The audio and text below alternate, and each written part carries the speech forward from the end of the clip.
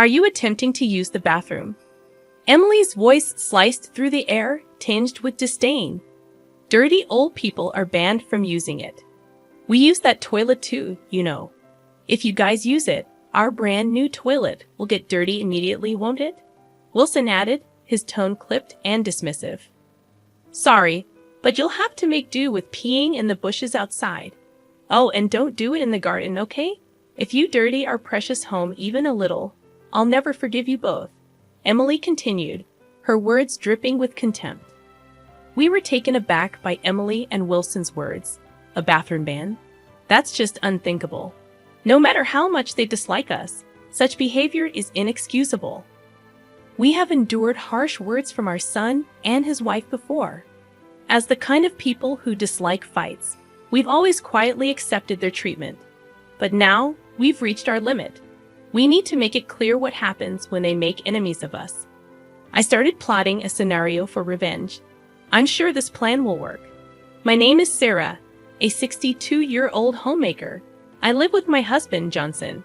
I met Johnson, my husband, at the company where we used to work. After Johnson's persistent pursuit, we started dating and smoothly transitioned into marriage. I was blessed with a son with Johnson, a lively boy we named Wilson, and raised him with care. Wilson grew up healthily and eventually found a job. He married a woman named Emily and built a family. I remember feeling genuinely happy when he first introduced Emily to us. But that happiness didn't last long. Everything went awry when I realized why she had married him. After marriage, they lived with us. One day, Wilson and Johnson were out, and only Emily and I were at home. At first, we were chatting amicably in the living room. But then, Emily's mobile phone rang. It seemed she received a call. Sorry, Sarah, it looks like it's from a friend, she said as she excused herself and went back to her room. Left alone in the living room, I decided to clean the house to pass the time. As I was passing Emily's room, I inadvertently overheard her conversation. Her voice was so loud that I couldn't help but hear. Seriously, those old folks are living too long. If they suddenly died, we could get the inheritance. I married into the family for the president's fortune, but this is just hell, she said. Her words felt like a cold shower to me. Actually, Johnson's father was the president of a well-known top-tier company. However, the company was set to be inherited by his brother. Still, being part of the president's family, Johnson had some share of the wealth. It turned out Emily had married Wilson with that very intention in mind. They probably believed that once we passed away, the inheritance would become theirs. In fact, we had always treated Wilson and his wife with this in mind. Such behavior couldn't be tolerated. I shared this with Johnson that night. Initially, he was shocked, saying, "Really?" But he trusted my words. After discussing, we decided not to act immediately, but to observe if Emily would reveal her true intentions. Maybe in the meantime, she might change her attitude and start treating us like a real family. It was a decision made with faint hope. But things didn't go as expected. To test Wilson and his wife, we observed their behavior. We invited them out, asked for help with chores, and so on. Gradually, they seemed to find us a nuisance, and their attitude changed. "Wilson, you're free now, right?" "Sorry to ask, but could you lend me a hand with the laundry? My back's been acting up," I said one day, spotting Wilson relaxing in the living room. Although Emily had spoken earlier that day, Johnson suspected they might be in cahoots. Wondering if Wilson shared Emily's sentiment, I approached him to gauge his feelings. At my request, Wilson glanced up from his phone, sighed with annoyance, and retorted, "Can't you do that yourself, Mom? You're a mother, after all. Shouldn't you handle the household chores by yourself?" He then returned to his phone, clearly disinterested in helping. His demeanor seemed to imply, "I have no intention of being family with you." The thought sent a chill down my spine. Don't say that. Family should help each other when in trouble. You have your own family now, Wilson. You need to act responsibly. I trembled, fearing that even Wilson, whom we had raised with love, was betraying us. I desperately pleaded for his assistance, but Wilson remained unmoved, refusing to even look up from his phone or budge from the sofa. His unwillingness to help was evident. Persisting in my request, he let out a heavy sigh and continued, "Enough is enough. Yes, you're my mother, but that doesn't give you the right to be selfish. I have a wife, Emily, and I need to work for her. I'm already exhausted every day. And now you're asking me to do chores too. That's cruel. Don't ask us to do such things anymore. We are essentially strangers." His words pierced deeply into my heart, confirming my fears.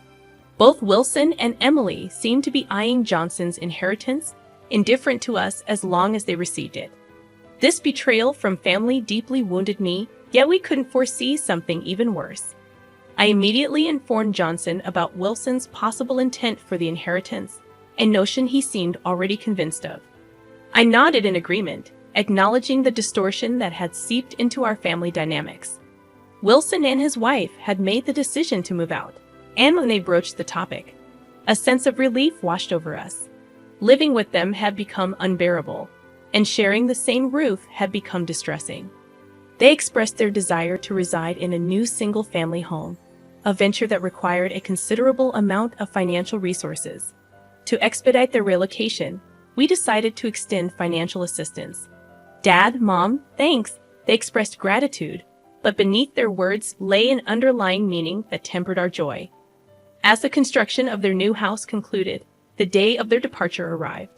Packing their belongings, they bid farewell to our home. A week later, we visited their new abode with a housewarming gift, a gesture tinged with reluctance on my part. Recalling my father-in-law's teachings on maintaining decorum, I resolved to endure the visit. "Nice house, isn't it?" "Smells like new construction," I remarked, attempting to mask my discomfort. Their home surpassed our expectations in its beauty, a testament to the investment poured into it. As we exchanged pleasantries in the living room, an urge to use the restroom overcame me. "Where's the bathroom? May I use it?" I inquired innocently. Their response was astonishing. "Wait, are you trying to use the bathroom? Dirty old people are banned from using it. We use that toilet too, you know. If you use it, our brand new toilet will get dirty immediately, won't it?" Wilson's words stung, followed by his wife's admonition to make do with outdoor options, lest we soil their precious home. Their callousness left me reeling. Despite their disdain, they were once family, but in that moment, they seemed like strangers devoid of familial affection. It was then that I resolved to seek revenge, to bring them to ruin. Exchanging glances with Johnson, who mirrored my shock, it became clear that we were not wanted there. Having fulfilled our obligation with the housewarming gift, there was no reason to prolong our stay. If they were determined to treat us with such disdain, then our presence was indeed a burden. It was time to depart, to leave behind a household that no longer welcomed us. I had expected an unwelcoming atmosphere, but being told we were banned from using the toilet and directed to the bushes was a blow too harsh to bear. "Yeah, leave right now. We don't want this house getting old and musty because of some old people. Don't stay any longer than necessary." Wilson's words echoed with disdain, stripping away the familial bond I once cherished. I'd grapple with these conflicting emotions later. For now, the priority was to depart. "Don't come over unless absolutely necessary. We've got your gift, so you're of no use to us now. Maybe see you at the baby shower, but that's it." Emily's demand for our departure was laced with greed, a stark contrast to her insistence on receiving gifts despite wanting us gone. Though giving them gifts felt burdensome, we possessed the means to keep the peace, and I reluctantly accepted. "Then let's sever ties. If you despise us so much, it must be hard to continue as a family, right?" I proposed, eager to distance ourselves from their toxicity. Emily readily agreed, perhaps unaware of the consequences. Gathering our belongings, we left Wilson's house, their lack of farewell signaling the beginning of our retaliation. Back home, I shared our revenge plan with Johnson, who found it intriguing and joined in wholeheartedly. As spouses, we have become mirrors of each other, united in our pursuit of retribution. We busied ourselves with preparations, eagerly anticipating the moment they would face the consequences of their actions. About a week passed, our lives calm and undisturbed by Wilson and his wife. However, I sensed a disruption looming on the horizon, and sure enough, the phone rang. Johnson and I exchanged knowing glances as I answered, putting Wilson on speaker. "Hello, Wilson. What's up? Did something happen?" I inquired, surprised by his casual tone despite the recent altercation. Wilson sounded cornered and desperate, his words disjointed as he pleaded for assistance. It was clear something had gone awry, and while I couldn't comprehend the specifics, I was ready to navigate the fallout. I had meticulously orchestrated this revenge, anticipating the repercussions Wilson might face. When he accused us of wrongdoing, demanding an explanation, I was at a loss since I was unaware of the specifics of his accusations. Encouraging him to elucidate, Wilson began his story in an angry tone. The trouble started when he went to work after the incident. While working, Wilson noticed an unusual change in the way his colleagues treated him. Their looks were unusually cold.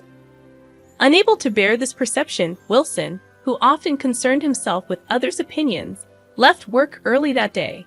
Hoping it was just his imagination, he returned the next day, only to find the cold stares persisting. Confronting a colleague about it, all he received was a cryptic response. Ask yourself. His plight extended beyond his department. It seemed everyone in the company, from high-ranking superiors to colleagues in other departments, regarded him with disdain. Wilson felt as if every employee he encountered held him in contempt, despite his best efforts to understand the reason behind the cold treatment. Unable to pinpoint a reason for his mistreatment at work, with no job-related mistakes on his part, Wilson surmised that my husband, Johnson, a member of the company's founding family, and I must have been involved in some way. Accusing us, he lashed out, demanding that we take responsibility. Indeed, the frigid reception Wilson faced was not a figment of his imagination, but rather a calculated part of our scheme. We promptly informed my brother-in-law about Wilson and his wife's mistreatment, and being greatly valued by him. He was furious upon hearing the ordeal. Unfortunately, my brother-in-law, not one to keep secrets, inadvertently leaked our story to his secretary and other managerial staff. Soon enough, the entire company knew about Wilson's perceived misdeeds, and everyone began to scorn him. Faced with a hostile work environment, Wilson was unable to continue working, especially given his susceptibility to others' opinions. Although his employment was a result of nepotism, considering his lackluster academic history, he couldn't possibly manage a proper job search. While the company may have seemed like his only option, working there under current circumstances was proving impossible for him. Wilson pleaded for us to intervene and rectify the situation. "I can't work under these conditions you caused, right? Then fix it." Wilson's voice boomed over the phone, demanding a resolution, but I harbored no intention of forgiveness. "We've disowned you, remember? Why seek help now?" "That was all Emily's doing," I retorted sharply. Despite once considering him and Dad as family, he had misconstrued the true meaning of familial bonds. Families are supposed to help each other, right? "So help me," Wilson pleaded. But his misunderstanding of family dynamics left the conversation futile. With finality, I ended the call and blocked his number, severing ties with our own son. Our revenge was far from over. The following day, Emily's voice echoed through my phone, urgently requesting entrance. "Sarah, please open the entrance. I have something to discuss, including about Wilson. Let me in quickly," she implored. However, our former home was no longer our abode. We had sold the house we shared with them, moving to a new, grander single-family home, chosen with a subtle hint of competition. Confounded by our dissownment, Emily persisted, oblivious to its implications. "Then, where are you? Things are terrible here. If we don't know where you are, how can we receive the inheritance? Tell me your current address," she pressed on, failing to grasp the gravity of our decision. "Emily, you can no longer receive any inheritance. We've disowned you, remember? We're no longer family. Why would we give an inheritance to someone who's not family?" I explained patiently, astonished by her lack of comprehension. Her response was startling. I didn't know that's a real problem. If we can't get the inheritance, let's forget about the dissoundment, okay? We're still family, right? Her self-centeredness bordered on absurdity, proposing that we cohabitate for financial gain. It was clear her motives were driven solely by the prospect of inheritance, disregarding past grievances. However, her proposition to live together, despite once driving us away, underscored her insatiable greed. Restarting life with them was out of the question, as their intentions remained tainted by selfish desires. I pondered whether Emily truly comprehended the gravity of our dissoundment. Could she not grasp such a fundamental concept? Sorry, but we'll have to decline. From now on, please don't contact us. We've disowned you, so we're no longer family, and non-family members won't inherit anything. Please understand and give up, I asserted firmly. However, Emily persisted, pleading for forgiveness, clinging to a glimmer of hope. Yet my decision, and likely Johnson's as well, remained resolute. I ended the call with finality and promptly blocked her number, ensuring she couldn't reach us again. With that, we had completed the dissoundment, severing ties cleanly and definitively. A sense of relief washed over us, lifting the weight of an unpleasant connection. Subsequently, I heard through acquaintances and my brother-in-law that Wilson and Emily's relationship deteriorated rapidly. They engaged in incessant fights over inheritance and employment, ultimately leading to a divorce. Amid bitter arguments over alimony and property division, they resorted to legal proceedings. Following the divorce, Emily sought refuge in her parents' home, hoping for acceptance. However, their reaction was far from welcoming. They were furious and promptly ejected her from their midst. Wilson, having resigned from his job, struggled to secure new employment, now laboring tirelessly in part-time roles to make ends meet.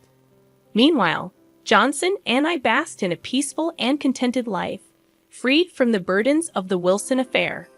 With newfound freedom, we began planning a trip, extending an invitation to my brother-in-law and his wife as a token of appreciation for their support and collaboration in our revenge scheme.